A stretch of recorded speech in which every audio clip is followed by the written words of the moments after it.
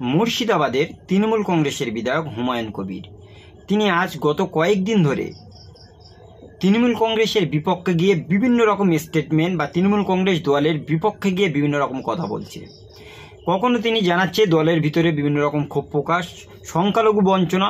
দীর্ঘদিন ধরে মালদা এবং মুর্শিদাবাদ অধ্যুষিত এলাকায় একটা পদ্মা ভাঙনের পর থেকে তার মাথায় কিন্তু পুরোপুরিভাবে তৃণমূল কংগ্রেসের বিপক্ষে রকম চাল খেলছে।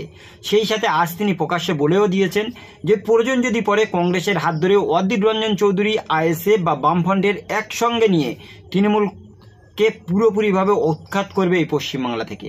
এত বড় একটা কথা নিজ দলের থেকে বলে দিলেন। এমনকি এও বললেন সে নিজে থেকে আমি রাজনৈতিক দল ত্যাগ করব না, যদি পারে আমাকে ত্যাগ করিয়ে দিক বা আমাকে সাসপেন্ড করুক, তা যদি না হবে লোকে তাহলে বলবে যে তৃণমূল কংগ্রেস দল থেকে তিনি ভয় থেকে চলে গেছে। সুতরাং হুমায়ুন কবির এই যে বড় বড় দিনের পর দিন কথা বলছে কিসের জন্য? আমরা জানি সবথেকে বেশি সংখ্যালঘু অধ্যুষিত হচ্ছে কি মালদা এবং মুর্শিদাবাদ। দীর্ঘদিন ধরে সেখানে এই মালদার তরাই নদীর বাঁধ ভেঙে পুরোপুরিভাবে মালদার কিছুটা জায়গায় এই পদ্মা ভাঙনে কিন্তু প্রচুর মানুষ ক্ষতিগ্রস্ত হয়েছে। আজ উত্তরবঙ্গে যখন ক্ষতিগ্রস্ত হয়, পশ্চিমবাংলার মুখ্যমন্ত্রী মমতা বন্দ্যোপাধ্যায় থেকে শুরু করে তৃণমূল কংগ্রেস বা বিজেপির বিভিন্ন নেতা মন্ত্রীরা উত্তরবঙ্গে ছুটে চলে যায়, কিন্তু তারা যাওয়ার পথে মালদা এবং মুর্শিদাবাদের উপর দিয়ে গেছে। কিন্তু দিন শেষে মালদা মুর্শিদাবাদের যে জায়গাগুলো পদ্মা ভাঙনে গ্রাস করছে সেই সমস্ত মানুষদের যে আহাজারি, যে প্রবলেম, সেই জায়গায় কিন্তু মুখ্যমন্ত্রী বা তৃণমূল কংগ্রেসের কোনো নেতারা যায়নি। সেই রাগ এবং ক্ষোভে দীর্ঘদিন ধরে হুমায়ুন কবির কিন্তু নিজ দলের বা তৃণমূল কংগ্রেসের উপরে কিন্তু ক্ষোভ প্রকাশ করছিল। এমনকি প্রতিনিয়ত তিনি বিভিন্ন রকম কথা বলছে। কখনো বলছে এখানকার সে সংসদ রয়েছে ইউসুফ পাঠান, তার সঙ্গে আমার কোনো কাজ নেই, বা তিনি কোনো রকমভাবে এই মালদা এবং মুর্শিদাবাদের কোনো মানুষের উপকার করতে পারেনি। সেই সাথে সাথে তিনি এও বলেছেন যে দীর্ঘদিন ধরে এই রাজ্যের মানুষগুলো বঞ্চিত, বিশেষ করে এটা সংখ্যালঘু অধ্যুষিত এলাকা হওয়ার জন্য এই এলাকার মানুষদের কোনো রকম শিল্প বা কলকারখানা নেই। এরা এখান থেকে কলকাতায় কাজে যেতে হয় বা সেখান থেকে এরা ভিন রাজ্যে কর্মক্ষেত্রে যেতে হয়। বেশিরভাগ ক্ষেত্রে মালদা মুর্শিদাবাদের প্রায় 70% মানুষরা ভিন রাজ্যে কর্মক্ষেত্র করে তাদের জীবিকা নির্বাহ করে। সেই জায়গায় বিভিন্ন বাংলা ভাষাভাষী মানুষদের উড়িষ্যা থেকে শুরু করে হরিয়ানা, কর্ণাটকে আজ মারধর করা হচ্ছে। সেই জায়গায় সব থেকে বেশি খারাপ লাগছে, এই জায়গায় হুমায়ুন কবির রাগ হয়ে নিজ দলের বলছে যে কোনো রকম কলকারখানা এই জায়গাতে তৈরি করতে পারে, যেহেতু এরা সংখ্যালঘু অধ্যুষিত, এদেরকে কেবলমাত্র দুধেল গা হিসেবে মুখ্যমন্ত্রী ব্যবহার করছে, এদের কোনো রকম কাজ কাম মুখ্যমন্ত্রী দিচ্ছে না। সেই সাথে সাথে তিনি এও হুঁশিয়ারি দেন যে আগামী দিন তৃণমূল কংগ্রেস যদি মালদা বা মুর্শিদাবাদের মানুষের না দেখে, না জানে, না বোঝে, তাহলে কিন্তু আগামী দিন আইএসএফ, সিপিআইএম, কংগ্রেস বা অধীর রঞ্জন চৌধুরী থেকে শুরু করে বামফ্রন্টের বিমন বসু, মোহাম্মদ সেলিম, শতরূপ ঘোষ থেকে শুরু করে মীনাক্ষী মুখার্জি, উল্টো সাইডে আইএসএফ এর আব্বাস সিদ্দিকী, নওশাদ সিদ্দিকী, কংগ্রেসের শুভঙ্কর সরকার থেকে শুরু করে অধীর রঞ্জন চৌধুরী, সবাইকে একত্রিত করে একটা মহাজোট তৈরি করবে। আর সেই মহাজোটে তৃণমূল কংগ্রেসের বিপক্ষে গিয়ে তিনি মালদা এবং মুর্শিদাবাদ মানুষসহ পশ্চিমবাংলার বিভিন্ন জায়গার মানুষদেরকে বোঝাবে যে সংখ্যালঘু হওয়ার জন্য যেভাবে বঞ্চিত করা হচ্ছে, দিনের পর দিন তাদের উপরে যেভাবে বঞ্চনা করা হচ্ছে, সেই জিনিসগুলো নিয়ে কিন্তু তিনি সবর হয়েছে।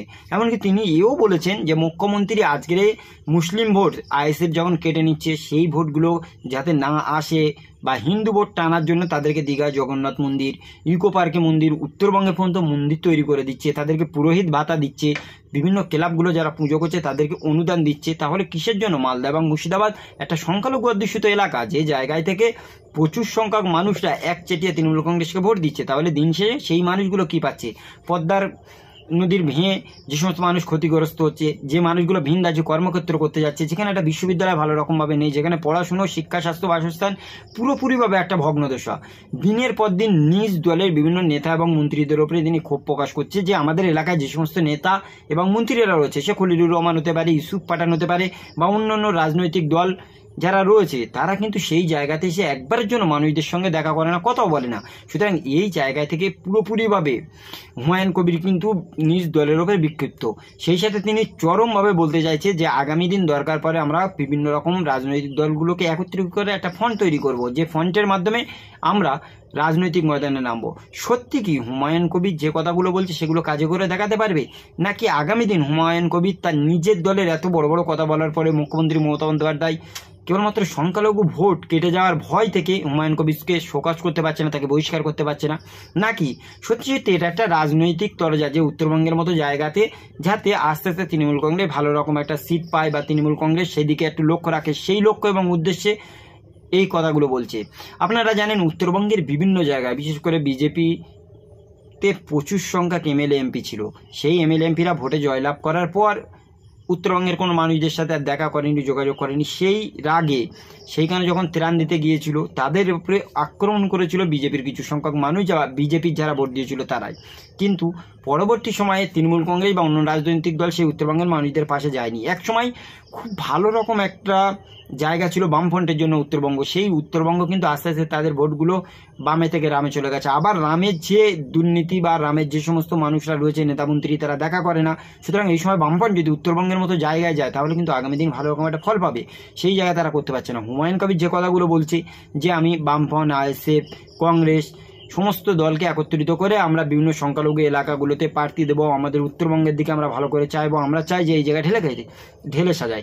কিন্তু আজকের হুমায়ুন কবির যে কথাটা বললেন যে অধীর রঞ্জন চৌধুরীর সঙ্গে হাত মেলাবো, দরকার পর তার সাথে সিট ভাগাভাগি করবো, একটা জিনিস প্রকাশ্যে বলা উচিত, দীর্ঘদিনে মালদা এবং মুর্শিদাবাদের সব থেকে পপুলার ফেস যদি থাকে প্রদেশ কংগ্রেস সভাপতি ছিল অধীর রঞ্জন চৌধুরী।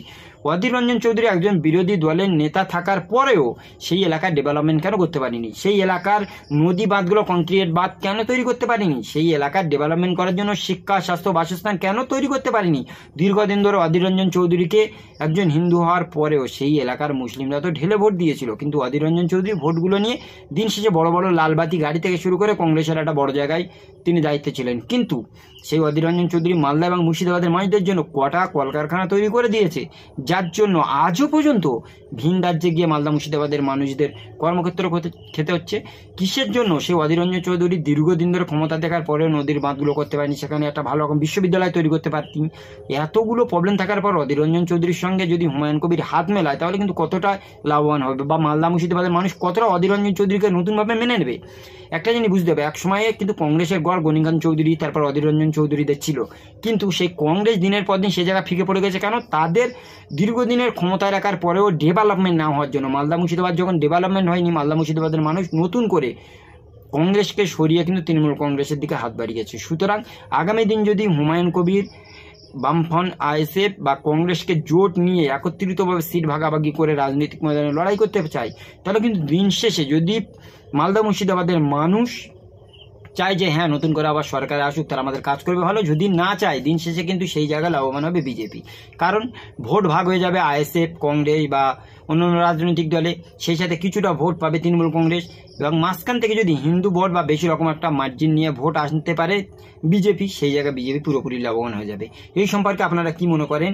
আর হুমায়ুন কবিরের এই যে যুক্তি, দিন দিন যে গরুর দুধে সোনা পাওয়া যায়, দিলীপ ঘোষ যেভাবে বলেছিল, যেটি সেমভাবে যে দুধের গায়ে কি মুসলিমরা তৃণমূল কংগ্রেসের কি ভোট ব্যাংক, না তৃণমূল কংগ্রেস মুসলিমদেরকে কিনে রেখেছে? এত বড় বড় কথা বলছে হুমায়ুন কবির, তাদেরকে কতটা সাপোর্ট করেন? আজকের এই ভিডিওটি এই পর্যন্তই, দেখা যাবে অন্য কোনো দিন অন্য কোনো টপিকে। সকলে ভালো থাকুন, সুস্থ থাকুন, থ্যাংক ইউ।